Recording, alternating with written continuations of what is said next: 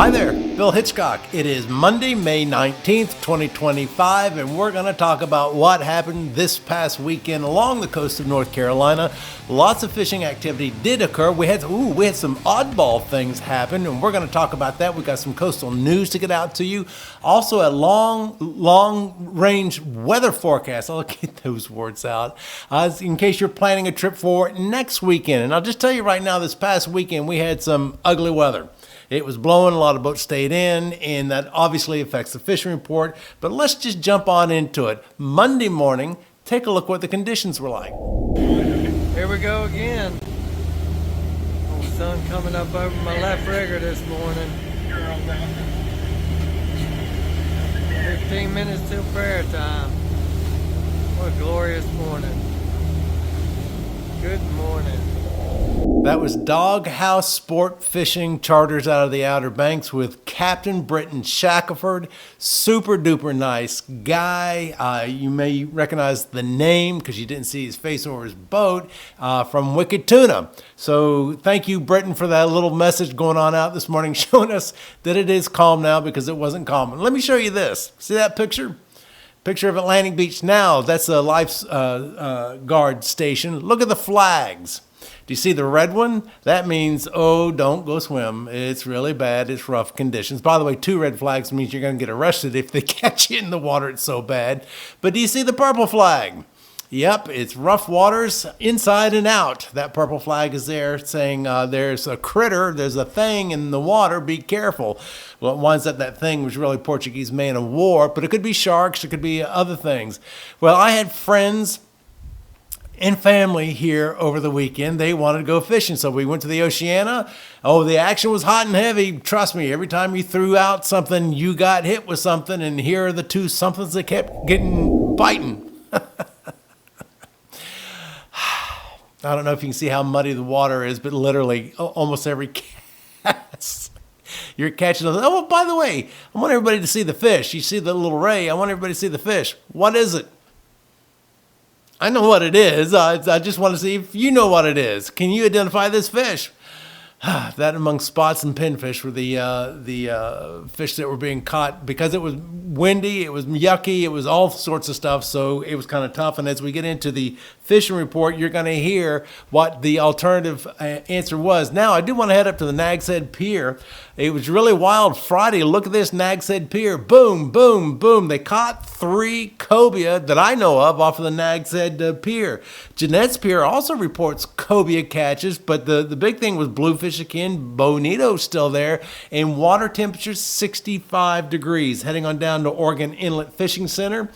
Dolphin and tuna. I'm sure there was wahoos in there somewhere. Again, this is the time of year when this is going to be the fishing report. Tuna, dolphin, wahoo, tuna, dolphin, wahoo, tuna, dolphin, wahoo, plus billfish, which leads us to in-game sport fishing charters. Got a video of them. I believe that it was this past Friday before the big blow on Saturday. Take a look at what in-game sport fishing charters brought to the boat.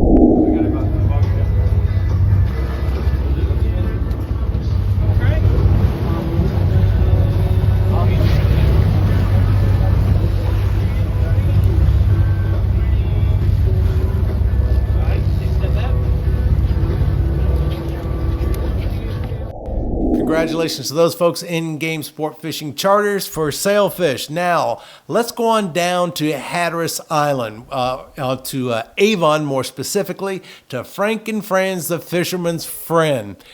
I just got to give a plug for them right now. If you're on Hatteras Island, just stop by, at least say howdy do. Go to their website if you're not on the island. These are really nice folks, really knowledgeable folks, and the kind of people you want to get to know.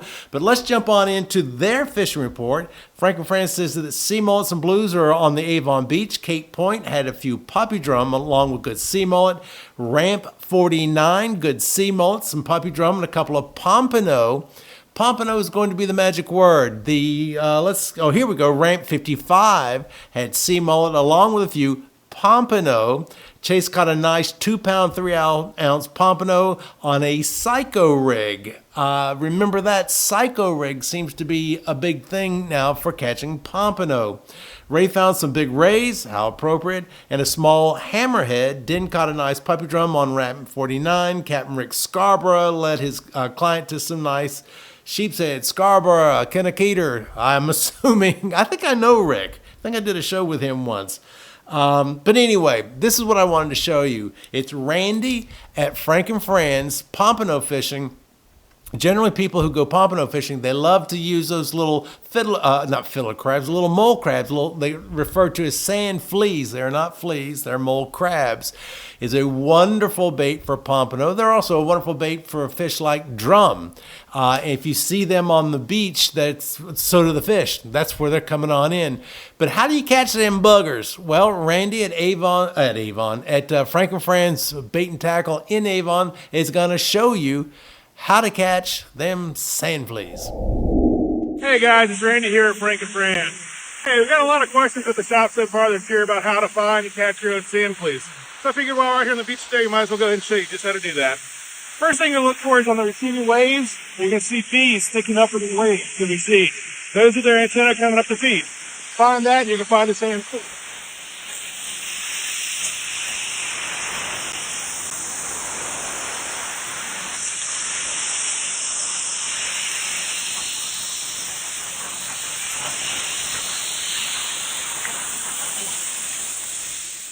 So not a massive haul here, but we got some. Give you a shot here of them real quick. I don't know if you can see them in there. And we got a couple different size ones. We got the large guys here.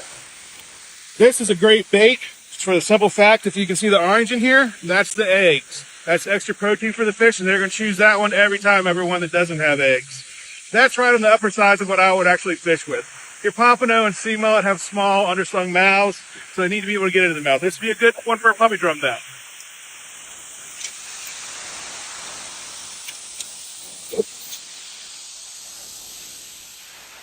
This guy right here would be about my ideal one, if it had eggs. That's a perfect size, general all around. That's what I would go with every single time. If all you're catching is these little guys, like those, don't be afraid to double them up. You can put two on one hook. And it actually looks like we got super lucky here today, guys. We actually have a soft shell sand flea right there. That is the creme de la creme of sand fleas. Talk about instant bite, it's going to happen on that guy. At the shop, we have a couple different size ones. This is what I call the double hopper. It's really wide. It's great for catching a lot of sand fleas in a short amount of time. We also have single hoppers. They're going to be this size. Still works, just to put a little bit more effort in. But we also have different rakes made out of different materials. This really should be the higher end one. It's a one-time buy, it'll last your lifetime. This one's about 10 years old, not a bit of rust on it. Come by and see us in the shop. We'll get you pointing in the right direction to catch that next big one.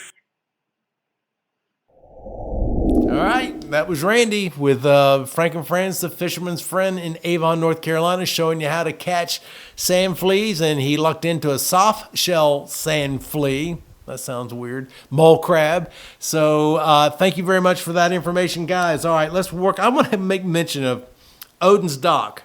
Really, there's nothing that they reported on over the weekend. Doesn't mean they didn't catch things. Don't get upset if you caught things. I just didn't find it or see it or hear about it. But this says a little clam does it again. An African pompano, which was caught 4 or 5 days ago. Now, one of the reasons why I got excited about that, started laughing about the little clam, fantastic charter boat. The charter boat captain's name is Patrick.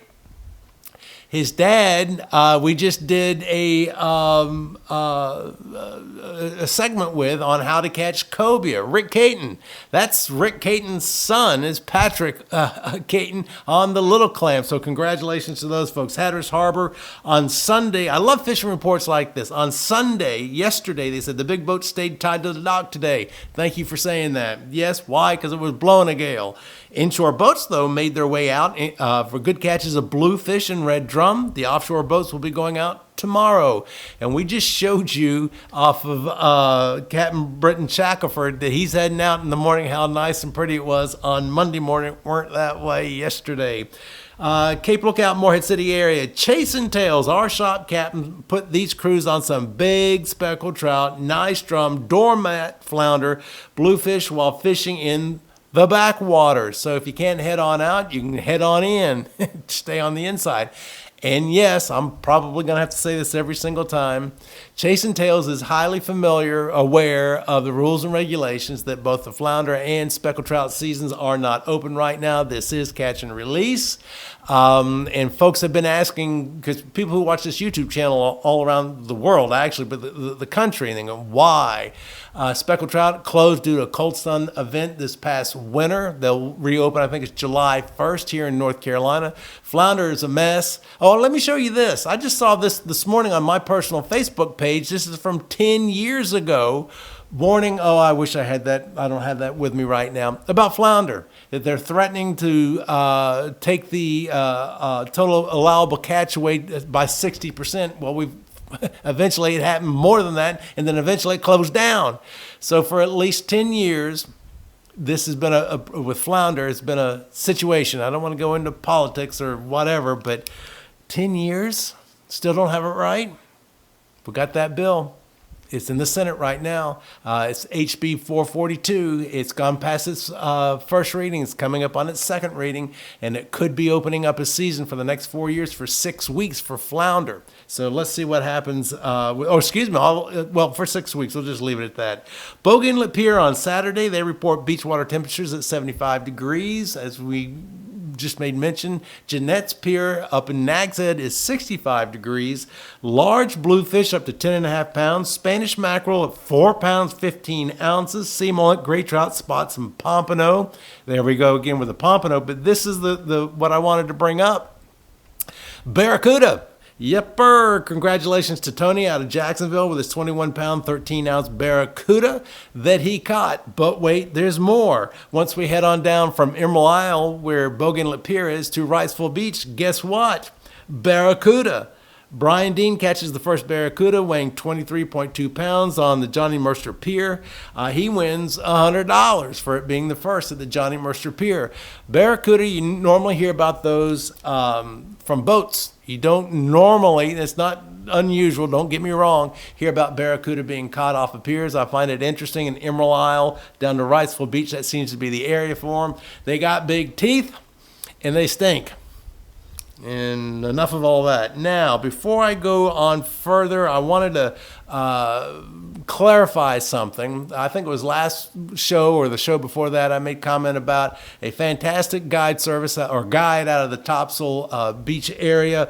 Her name is Casey Burns. Here is her website, Salt Sessions Fishing and Surf Adventures. That's KC Burns. That's the letter K and the letter C. KC Burns, with over 20 years of combined experience in both saltwater fishing and surfing. I love hearing about those combinations. She specializes in saltwater fly fishing, particularly sight fishing for redfish in the shallow waters of the Sound. That's not all. She does a whole lot more. So go look up KC Burns at Salt Sessions Fishing and Surf Adventures. I'll post it up here. The address, the URL for to go to her website. So I wanted to clarify some confusion. So congratulations to KC. You got some pictures or video to send us. We'll go on and post that on up. Now, something else I'm really excited about, finally. Wildlife Bait and Tackle out of Southport is post English, Bill. This is an English show. Try it again. Rented lips, I know. Out of Southport, Porky Willets with a citation sheep's head weighing 9.06 pounds. It was 20-inch girth, 24-inch length. Caught it in the Cape Fear River on a fiddler crab with a bottom sweep jig. So congratulations to Porky for catching the sheep's head. News, a little bit of news I want to get out to. This week is the North Carolina Marine Fisheries Commission meeting, May 21st, 23rd, at the Beaufort Hotel in Beaufort, North Carolina. The meeting will be live streamed on YouTube and also archived there. Please go to YouTube, just search the North Carolina Marine Fisheries Commission. It'll pop up and you can either watch it live or, like I said, they will archive it.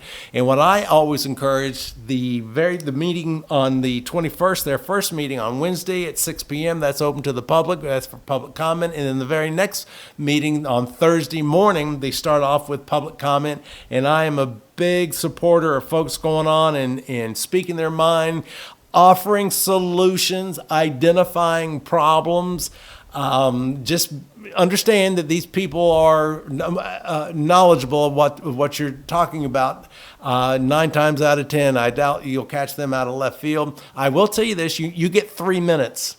You get 3 minutes for your comment. When your 3 minutes is up, it's up, you're over, and you will not get any response from anybody. And sometimes people feel like you're not being heard because you don't get a response. Well, you are getting heard. Now, up until Monday, you could submit online your comments. Well, they shut that off on Monday before. So if you want to be heard now, you're going to have to show up to the meeting in Beaufort. Now, this is what I want to do because we had such a snotty weather weekend, and I warned you last Friday. I warned you that it was going to be unpredictable. That Friday was going to probably be the worst day. National Weather Service, NOAA. We're going to look at next Saturday. This is what on Monday they're projecting for next weekend.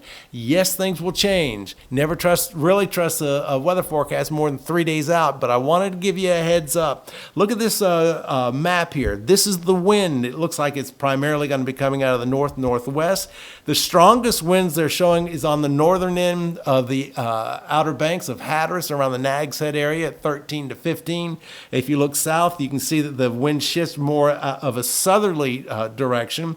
The temperatures, high temperatures, are just going to be in the 70s. They're forecasting for next weekend.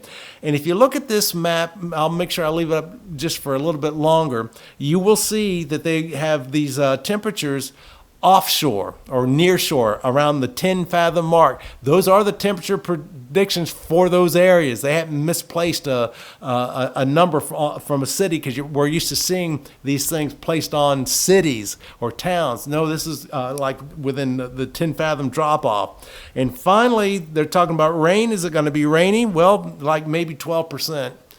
10-12% is what they're forecasting right now. So it looks like the temperatures are going to be low mid 70s. Looks like it's going to be light winds out of the northerly wind, and it looks like there's not going to be much chance of rain. Over this past weekend, I know places like Juan Cheese had a tornado. That in that neck of the woods, they also had a lot of hail. Things change rapidly along the coast, but as it is right now, that is the forecast that's being given out on Monday for this coming Saturday. So if you're thinking about going fishing, you might want to just have the cooler by the door and the boat pulled up outside the front door and get ready to go, because it looks like, as it stands right now, it'll be a good weekend to go. That's all I got for you. If you've got pictures, if you got videos, if you got information to get to us about catches of yours, send them. BillHitchcock@mail.com. BillHitchcock@mail.com. You can be a charter boat captain. You can be a marina. You can just be a dude or dudette. You can be anything. Just send us the information. We're looking for current information, not for stuff from 2 years ago. Send it to us and we'll get it on air for you. That's it for me. I'm Bill Hitchcock. Until next time, see you. Post your questions, comments, and concerns here on YouTube or email them directly to Bill Hitchcock at this address.